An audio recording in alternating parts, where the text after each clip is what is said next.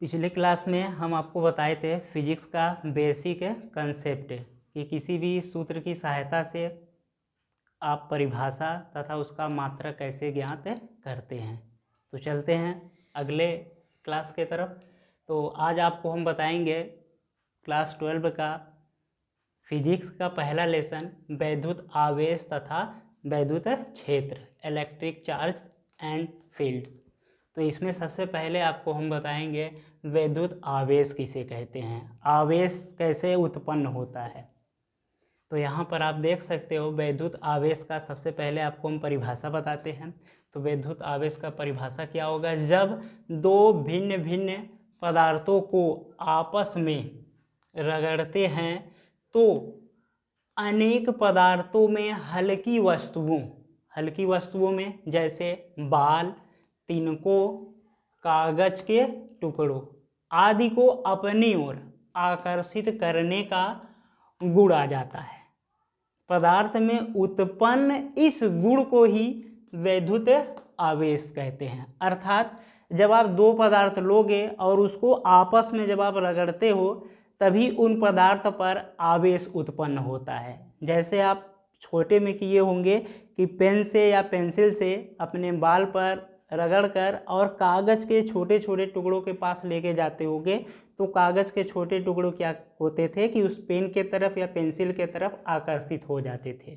इसका मतलब ये हुआ है कि आवेश उत्पन्न करने के लिए आपको पदार्थ को क्या करना होगा, रगड़ना होगा। जब किसी भी दो पदार्थ को आप रगड़ोगे तो उस पर आवेश उत्पन्न हो जाता है, क्योंकि संसार में जितने भी पदार्थ हैं सभी उदासीन होते हैं, उस पर कोई चार्ज नहीं होता है।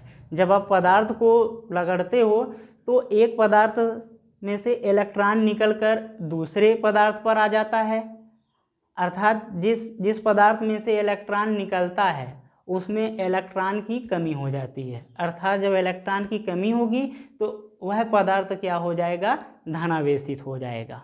और जिस पदार्थ पर इलेक्ट्रॉन आ जाते हैं रगड़ने से वह पदार्थ क्या हो जाता है, ऋणावेशित हो जाता है, क्योंकि इलेक्ट्रॉन क्या होता है, ऋणावेशित होता है। तो हम वैद्युत आवेश का जो है परिभाषा आप कह सकते हो कि जब दो भिन्न भिन्न पदार्थों को आपस में रगड़ते हैं तो अनेक पदार्थों में हल्की वस्तुओं जैसे बाल, तिनकों, कागज के टुकड़ों आदि को अपनी ओर आकर्षित करने का गुण आ जाता है। और इसी गुण को ही हम क्या कहेंगे कि वह पदार्थ क्या हो जाता है, आवेशित हो जाता है।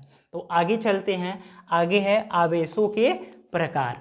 आवेश दो प्रकार के होते हैं, धनावेश तथा दूसरा ऋणावेश, पॉजिटिव चार्ज, दूसरा है नेगेटिव चार्ज। तो आवेश कितने प्रकार के होते हैं, आवेश दो प्रकार के होते हैं। तो देख लेते हैं, पहला जो है धनावेश, ये किसे कहते हैं, धनावेश। तो जब कांच की छड़ को रेशम से रगड़ा जाता है तो कांच की छड़ पर उत्पन्न आवेश को धनावेश कहते हैं। आपको करना क्या है कि कांच का एक छड़ ले लेना है और रेशम या रेशम का कपड़ा, जब आप कांच की छड़ को रेशम के कपड़े पे जब आप रगड़ोगे तो कांच की छड़ पर जो आवेश आएगा वह आवेश क्या कहलाएगा, धनावेश कहलाएगा। इसका मतलब कि कांच को जब आप रेशम से रगड़ते हो तो कांच पर क्या आ जाएगा, धनावेश। इसके विपरीत आप कह सकते हो कि रेशम पर कौन सा आवेश उत्पन्न हो जाएगा, ऋणावेश हो जाएगा ये।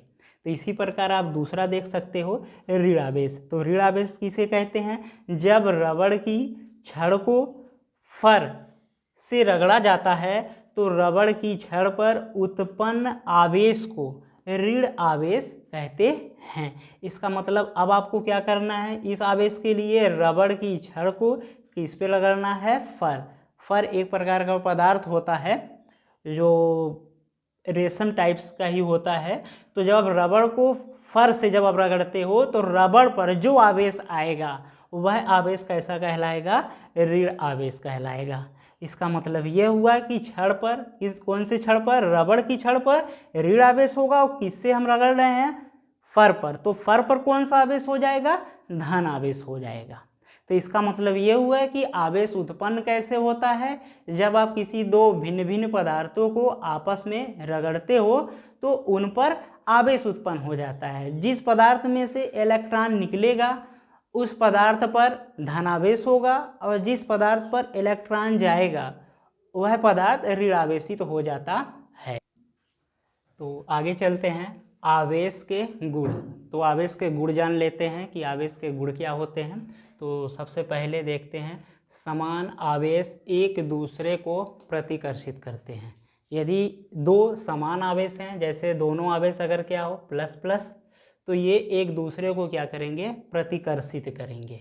इसलिए यहाँ पर आप देख सकते हो कि इसका तीर इस तरफ बनाया गया है, इसका तीर इस तरफ। इसका मतलब है कि ये दोनों आवेशों के बीच में क्या हो रहा है, प्रतिकर्षण हो रहा है। तो समान आवेश एक दूसरे को क्या करते हैं, प्रतिकर्षित करते हैं। यदि दोनों प्लस है तो भी इसके आवेश के बीच में प्रतिकर्षित होगा, यदि दोनों आवेश माइनस है तब भी इनके बीच में क्या होगा, प्रतिकर्षित होगा। दूसरा गुण इसका देख लेते हैं, विपरीत आवेश एक दूसरे को प्रतिकर्षित नहीं, यहाँ विपरीत आवेश एक दूसरे को, यहाँ पर आपका होना चाहिए आकर्षित,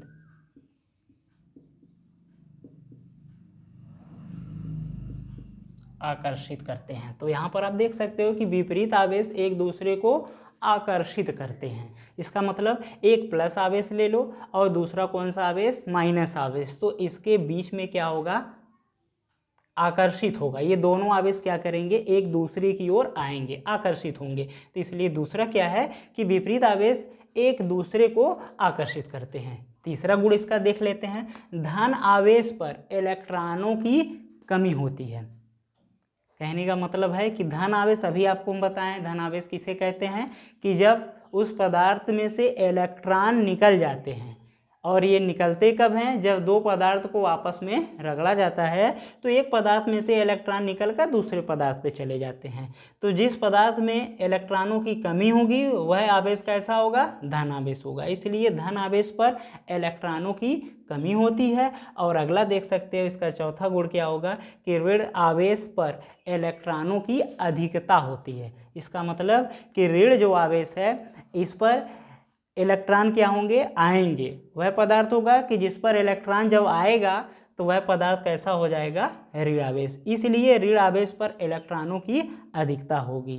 तो आज के लिए वीडियो आप यहीं तक रहेगा और नेक्स्ट वीडियो में आपको हम बताएंगे इसके आगे कूलाम के नियम।